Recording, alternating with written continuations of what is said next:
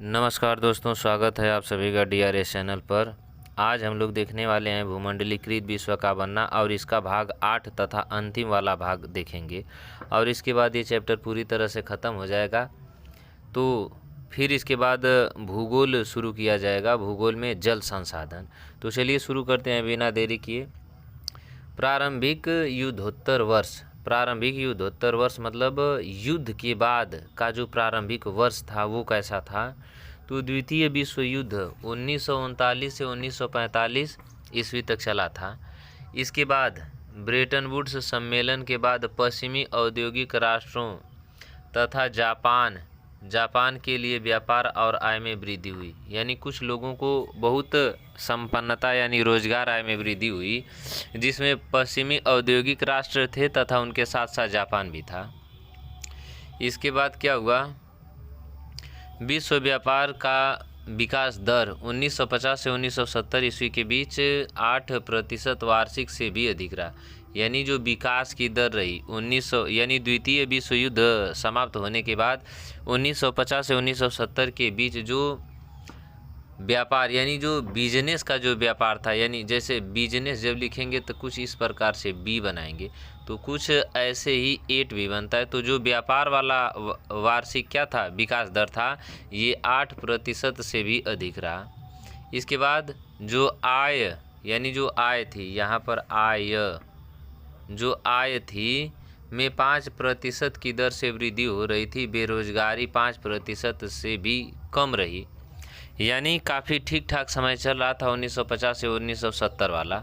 फिर इसके बाद क्या हुआ, इस दौर में विश्व के विकासशील देश विकसित देशों से आर्थिक समानता प्राप्त करने का प्रयास कर रहे थे और उसी दौर में 1950 से 70 के दशक में अधिकांश देश स्वतंत्र आज़ाद हुए थे जो कि उपनिवेशिक शक्तियों का गुलाम थे। तो ये भी कंपटीशन करने के लिए, यानी विकसित देश मतलब जो कि काफ़ी संपन्न यानी अमीर देश, और विकासशील देश का मतलब कि जो गरीब देश होते हैं। तो जो गरीब देश थे वो अमीर देशों की उनसे आर्थिक समानता प्राप्त करने का प्रयास कर रहे थे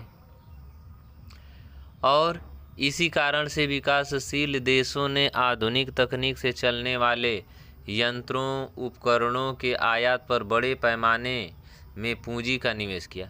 यानी जो विकासशील यानी जो गरीब देश थे उन्होंने बड़े पैमाने पर पूंजी का निवेश मतलब पूंजी खर्च किए ताकि हमारे देश में भी उत्पादन बढ़े, जिससे कि लोगों को रोजगार मिल सके। इसके बाद अनौपनिवेशीकरण और स्वतंत्रता। द्वितीय विश्व युद्ध के बाद भी औपनिवेशिक शासन समाप्त नहीं हुआ था।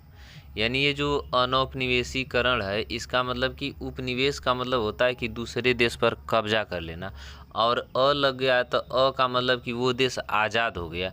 यानी जब वो देश आज़ाद हो गया और स्वतंत्रता हो गई तो द्वितीय विश्व युद्ध के बाद भी औपनिवेशिक शासन समाप्त नहीं हुआ था। यानी भले देश आज़ाद हो गए थे लेकिन उन देशों पर अभी भी दबदबा ब्रिटेन तथा फ्रांस का था, क्योंकि वो सब देश को आज़ाद कर दिए थे लेकिन उसको छोड़कर नहीं जा रहे थे। IMF और विश्व बैंक का गठन तो औद्योगिक देशों की आवश्यकता पूरा करने के लिए ही किया गया था। यानी औद्योगिक देशों की जो ज़रूरत है उसकी आपूर्ति पूरा करने के लिए, यानी ज़रूरत पूरा करने के लिए ही इनकी स्थापना की गई थी। ये संस्थान मदद तो कर रहे थे लेकिन औपनिवेशिक देश की कमी से निपटने के में सक्षम नहीं थे। यानी औपनिवेशिक देश इन देशों को अंग्रेज़ों के द्वारा यानी इंग्लैंड तथा फ्रांस के द्वारा इतना बड़े पैमाने पर इनका शोषण कर लिया गया था कि जो IMF और विश्व बैंक थे ये भी सक्षम नहीं थे कि इनकी उतना हेल्प किया जा सके जिससे कि ये आगे जा सकें। इसी वजह से 1950 के अंतिम दशकों में ब्रेटन वुड्स संस्थान भी विकासशील देशों पर विशेष ध्यान देने लगी।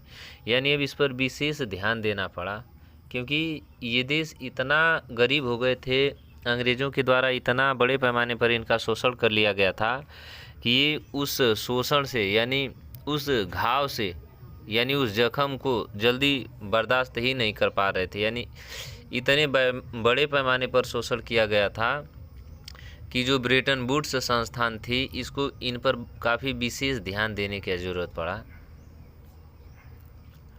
अनौपनिवेशीकरण के कई साल बीत जाने के बाद भी जो देश ब्रिटेन और फ्रांस के उपनिवेश रह चुके थे, यानी ब्रिटेन और फ्रांस, जैसे मान लीजिए कि ये फ्रांस अगर देश है तो इसके ऊपर इस तरह से ये ब्रिटेन है, ऊपर है, तो ये देश दोनों उपनिवेश यानी अनौपनिवेश होने के बाद भी गुलाम बनाए हुआ था सब, यानी उनके खनिज पदार्थों को छोड़ नहीं रहे थे सब। जैसे कि मान लीजिए अगर कोई कंपनी किसी देश में अगर औपनिवेश बना लिया था तो देश को आज़ाद हो जाने के बाद भी वहाँ से छोड़कर जाने के लिए राजी नहीं हो रही थी। वहाँ के महत्वपूर्ण संसाधन, जैसे कौन महत्वपूर्ण संसाधन, खनिज हो गया, संपदा, जमीन पर अभी भी ब्रिटिश और फ्रांसीसी कंपनियों का ही नियंत्रण था और वे इसे छोड़ने के लिए तैयार ही नहीं थी। बताइए कि देश आज़ाद हो गया लेकिन खनिज संसाधन हो गया और ज़मीन पर अभी भी ब्रिटिश तथा फ्रांसीसी कंपनियों का नियंत्रण था और वो सब छोड़ने के लिए तैयार नहीं थे।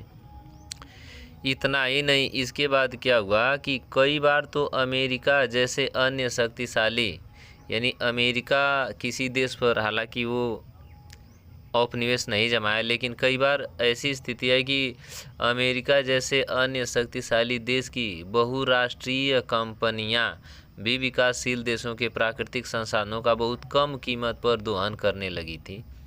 इसका मतलब कि उन्हीं सब का देखी देखा अमेरिका के मन में भी आया कि हम भी कुछ करें। ये पैसा देता था लेकिन बहुत कम देता था। तो अब यहाँ पर एक प्रश्न पूछता है कि एमएनसी का फुल फॉर्म, तो ए मीन्स होता है मल्टी, एन मीन्स नेशनल, सी कंपनीज, यानी मल्टीनेशनल कंपनीज।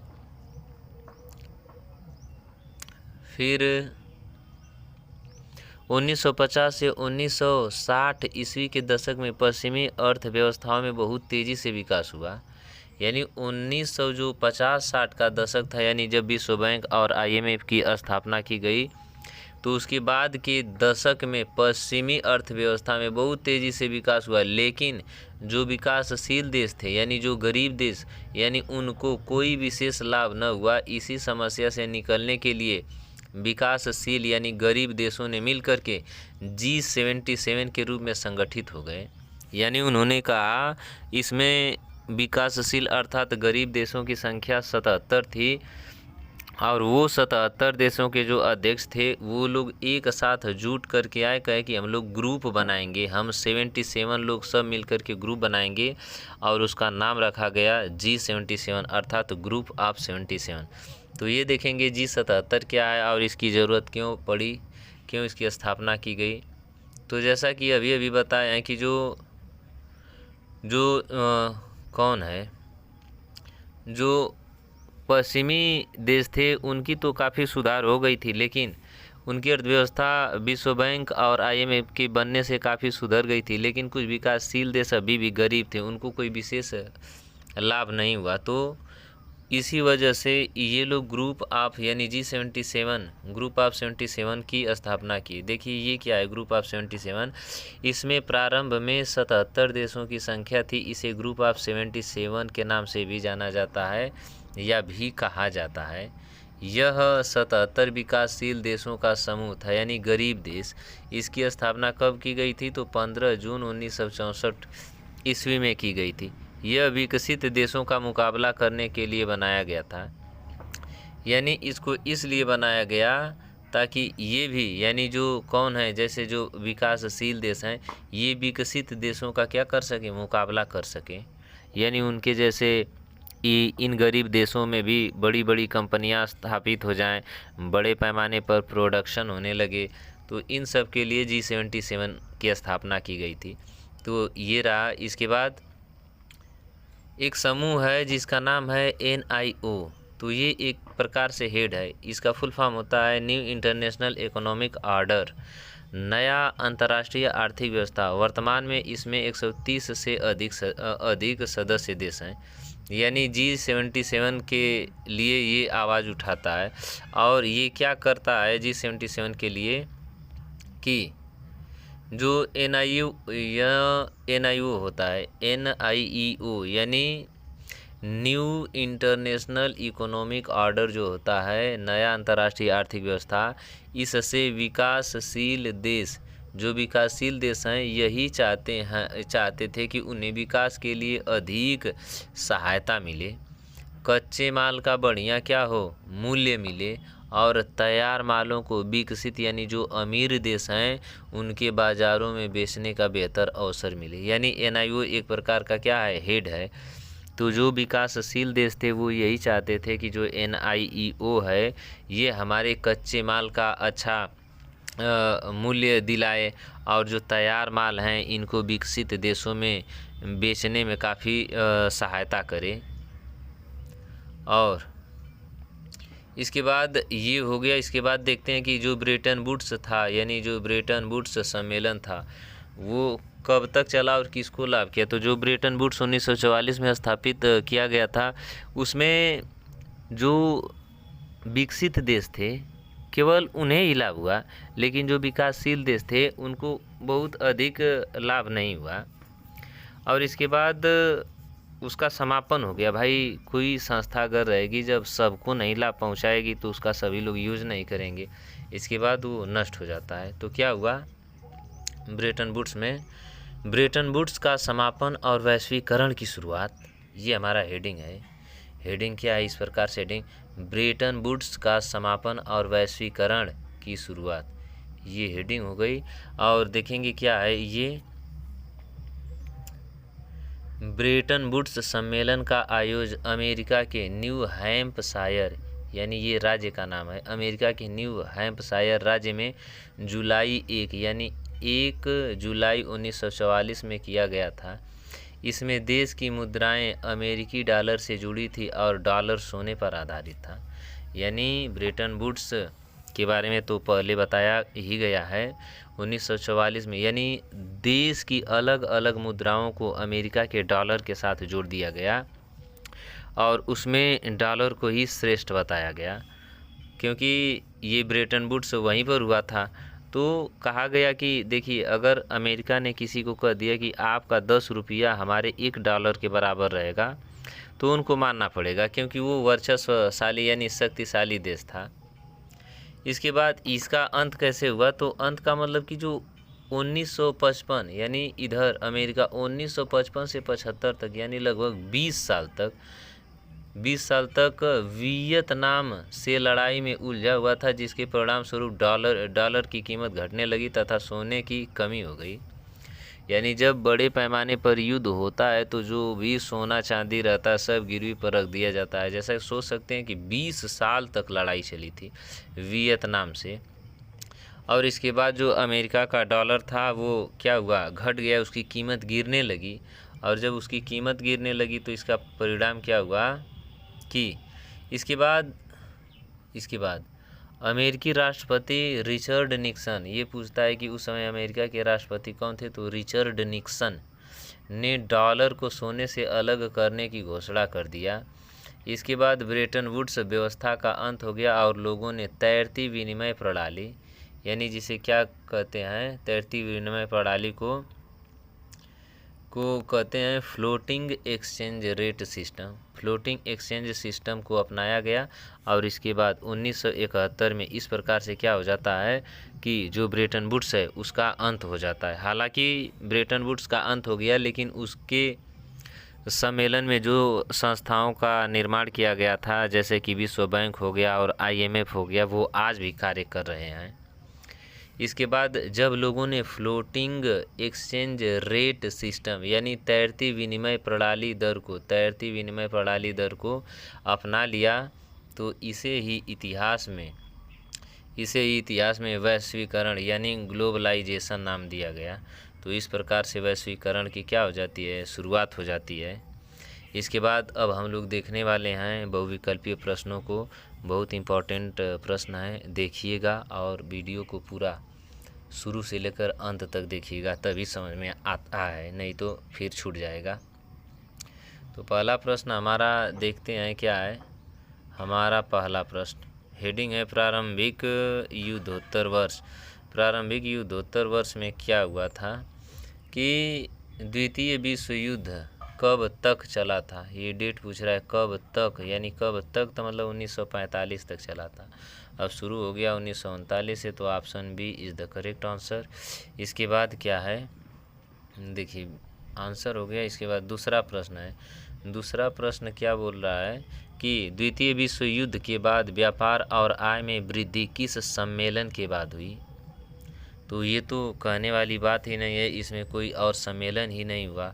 तो इसका आंसर होगा हमारा सी, ब्रेटन वुड्स सम्मेलन के बाद व्यापार और आय में वृद्धि हुई। क्योंकि ये जो सम्मेलन था ये कंपनियों को या लोगों को पैसा दिया कि आप रोज़गार करिए, तो जब रोज़गार करेंगे तो बढ़ेगा ही। इसके बाद 1950 से 1970 के बीच विश्व व्यापार की वार्षिक वृद्धि दर कितनी रही। तो अभी जैसे बताएं कि विश्व व्यापार का मतलब बी लिखेंगे तो बी 8 जैसा बनता है, तो 8% रहेगा। तो इसका सही उत्तर होगा हमारा, कहाँ गया, इसका सही उत्तर होगा 8% से अधिक, यानी ऑप्शन सी। फिर देखेंगे अगला प्रश्न। अगला प्रश्न देखेंगे, इस अवधि में वैश्विक आय में कितने प्रतिशत की दर से बढ़ रही थी। यानी जो वैश्विक आय थी, तो आय जब लिखेंगे तो आय लिखेंगे तो छोटा और व्यापार लिखेंगे तो बड़ा। तो छोटा का मतलब आय, य किसके जैसा 5, यानी 5%। इसका ऑप्शन सी बिल्कुल सही उत्तर होगा। इसके बाद अगला प्रश्न हमारा किधर गया, कहाँ खो गया, मत खो भाई, मत खो, इधर आ जाओ। इस समय बेरोजगारी, तो बेरोजगारी की दर, यानी जो आय था बेरोजगारी दोनों लगभग सेम था, और बेरोजगारी कम थी। किससे कम थी, तो 5% से भी क्या थी, कम थी। तो इसका ऑप्शन सी बिल्कुल सही उत्तर होगा। इसके बाद अगला प्रश्न है, प्रश्न जरूर देखा करेंगे, प्रश्न नहीं देखेंगे तो अब क्या ही कहा जाए, प्रश्न बहुत ज़रूरी होता है। बोल रहा है कि IMF और विश्व बैंक का गठन किसके लिए किया गया था। सबसे पहले आप लोग IMF का फुल फॉर्म बताइए। इंटरनेशनल मॉनिटरी फंड किसके लिए किया गया था, तो औद्योगिक, यानी औद्योगिक देशों की आवश्यकताओं को पूरा करने के लिए। पूरा करने का मतलब उनको पैसे देने के लिए, ताकि वो पैसा ले करके अपने उद्योग को फिर से सुचारू ढंग से चला सकें। फिर क्या है, ब्रेटन वुड्स संस्थान विकासशील देशों पर कब विशेष ध्यान देने लगे। यानी ब्रेटन वुड्स विकासशील, अर्थात जो ब्रेटन वुड्स था वो गरीब देशों पर कब से ध्यान देने लगा, जब उसको लगा कि ये सब पिछड़ा है। तो 1950 के अंतिम दशकों में, यानी 1950 में जब ये लगा कि भाई जो विकसित हैं वो तो हैं ही, इनको भी पैसा दें क्योंकि ये भी हमको रिटर्न करेंगे ब्याज व्याज के साथ, तो ये अधिक हैं इसलिए अधिक लाभ रहेगा। इसके बाद कई विकासशील देशों के खनिज और भूमि संसाधनों पर किसका नियंत्रण बना रहा। विकासशील देश, विकासशील का मतलब गरीब देशों पर कौन अत्याचार करने वाला था, तो अत्याचारी दो लोग थे, एक ब्रिटिश था और एक फ्रांसीसी कंपनियों का। तो ऑप्शन बी बिल्कुल सही उत्तर। इसके बाद बहुराष्ट्रीय कंपनियां, यानी कहाँ गया, मल्टीनेशनल कंपनीज ने विकासशील देशों से क्या किया। तो क्या किया, ये सब क्या करता था, ये सब अच्छा काम थोड़े नहीं करेगा। ये सब प्राकृतिक संसाधनों का सस्ते में दोहन किया, सस्ते में। तो ऑप्शन बी इसका सही उत्तर होगा।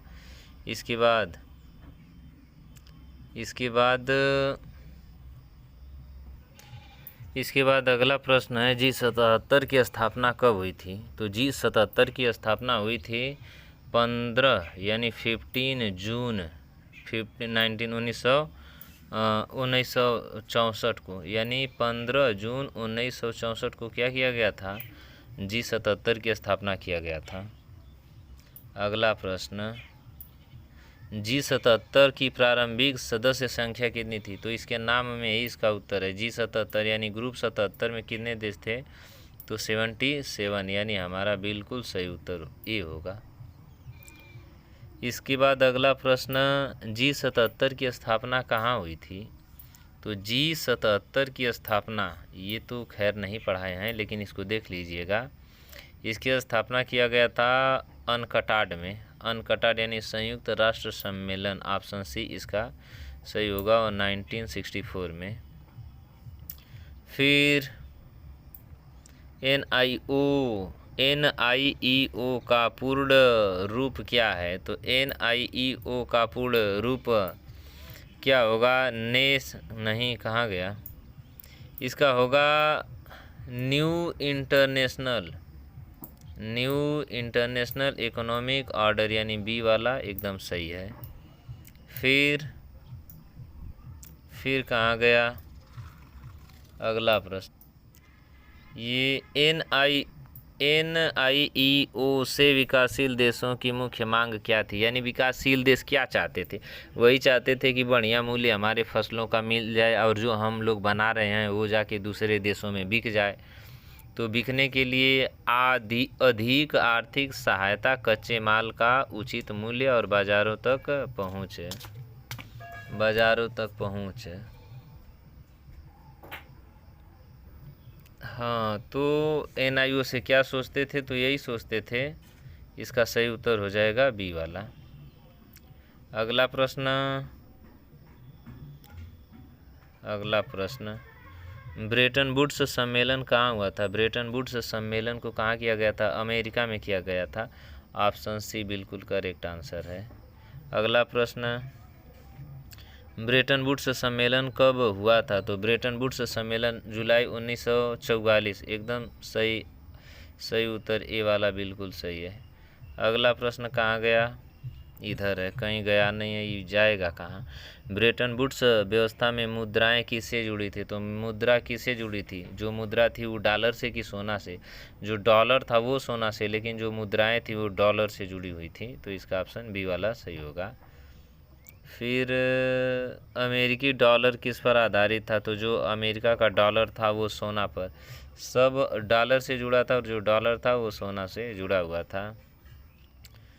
ब्रेटन वुड्स व्यवस्था का अंत किसके निर्णय से हुआ? तो इसका अभी बताया है कि रिचर्ड निक्सन, 1971 की बात है, सन 71, और उधर भारत में लड़ाई चल रहा था, बांग्लादेश का निर्माण हो रहा था। निक्सन ने डॉलर को किससे अलग करने के लिए, तो जिससे जुड़ेगा उसी से अलग होगा, तो डॉलर जुड़ा था सोना से, तो इसका ऑप्शन ए वाला बिल्कुल सही है।